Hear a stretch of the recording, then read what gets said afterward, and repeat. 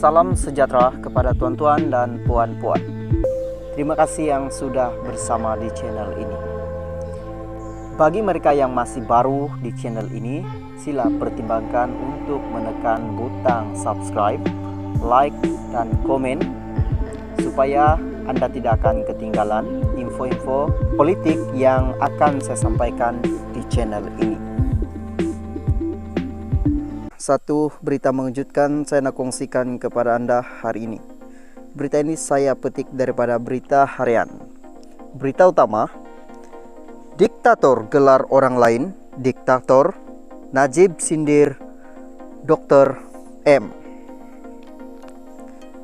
Kuala Lumpur, Datuk Seri Najib Razak menyindir Tun Dr. Mahathir Muhammad yang kemarin menuduh kerajaan pimpinan Datuk Seri Anwar Ibrahim sebagai diktator kerana menghalang kebebasan bersuara dan mengambil tindakan untuk menyekat parti pembangkang.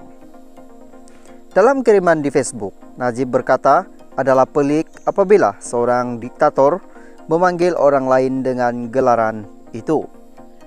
Kiriman FB itu yang dipercayai dikendalikan pentakbiran akaun Najib turut menyinaraikan apa yang dilakukan kerajaan pimpinan Dr. Mahathir selepas PRU 14, terutama terhadap Najib dan keluarganya. MRISA gelar orang lain diktator, kata Najib merujuk kepada cara pentadbiran Dr. Mahathir ketika kali pertama menjadi Perdana Menteri selama 22 tahun, apabila ketika itu ramai pemimpin pembangkang ditahan di bawah Akta Keselamatan Dalam Negeri dalam kurungan ISA, terutama menerusi Opi Lalang. Berikut adalah kenyataan Najib menerusi kiriman itu.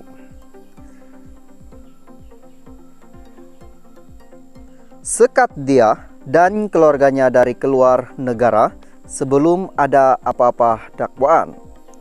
Letak roadblock kat depan lorong rumah dia. Tunggu sampai malam sebelum Ramadan. Suruh media datang saksikan dan buat live. Geledah rumahnya untuk beberapa hari. Tukar peguam negara, tukar ketua MACC, tukar ketua hakim negara, tukar gubernur BNM, tukar ketua polis. Lepas tu, beku saman akaun-akaun bank dia dan keluarga dia termasuk cucu cicit.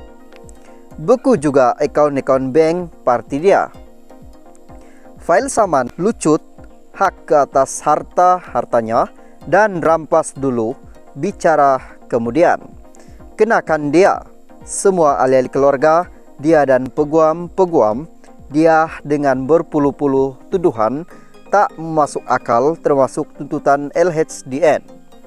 Jika diambil cuti MC sehari, tahan dokter dia untuk disoal siasat. Buat seperti apa yang Mahathir pernah buat pada Najib dan keluarganya, baru layak digelar diktator. Dalam kiriman terbaru di Facebook, Najib, pentadbiran akaun itu menyebut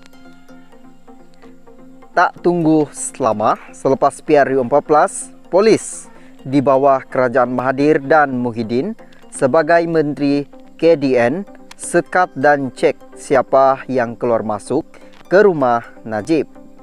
Pondok sementara diletakkan di jalan masuk lorong ke rumah Najib yang terletak di hujung lorong, bukannya untuk jaga keselamatan. Tapi siapa yang boleh keluar masuk? Semua penjawat yang masuk atau keluar lorong tersebut perlu serah MyCard untuk daftar dengan polis. Keadaan ini diteruskan bagi tempo sekitar sebulan. Tujuannya ialah untuk tidak mengelakkan kawan-kawan dan saudaranya untuk melawat. Tidak menggalakkan kawan-kawan dan saudaranya untuk melawat Najib ketika itu. pada masa itu semua jadi takut untuk datang jumpa Najib.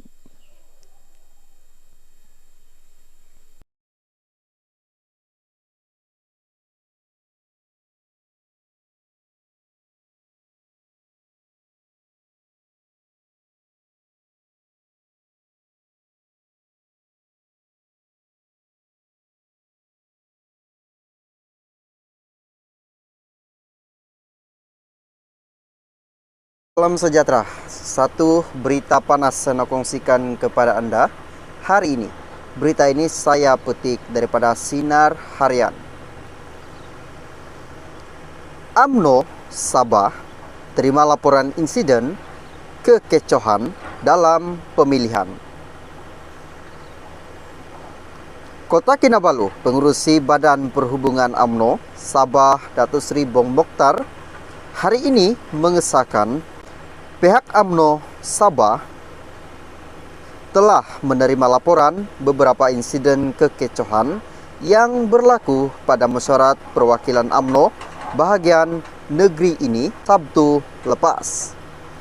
Bong Mokhtar yang mempertahankan jawatan sebagai Ketua Bahagian UMNO Kinabatangan selepas menang tanpa bertanding berkata insiden kekecohan itu antara lain melibatkan pengurusan proses pengundian dan alih tidak layak mengundi dalam pemilihan parti pada mesyuarat berkenaan.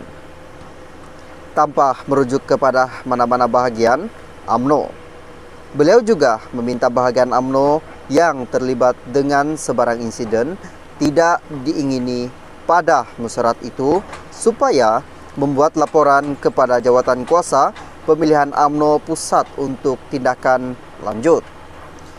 Pihak mereka dalam kurungan jawatan kuasa pemilihan UMNO pusat akan meneliti setiap aduan dikemukakan dan akan menyiasat sekiranya berlaku pelanggaran perlembagaan dan peraturan mesyuarat tidak mustahil presiden akan dibuat semula.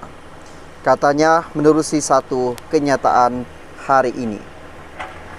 Antara kekecohan yang menarik perhatian ramai pada Sabtu lepas ialah mesyuarat perwakilan UMNO bahagian Lahad Datu di Dewan Seri Perdana Lahad Datu yang dicemari oleh insiden pergaduhan dipercayai akibat provokasi sehingga menyebabkan dua individu cedera.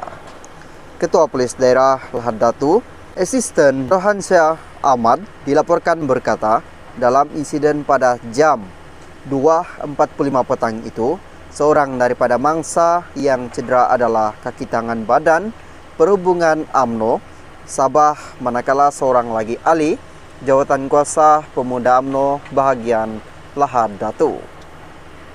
Dalam pada itu, Bong Mokhtar juga meminta ahli UMNO selepas pemilihan kali ini agar memberi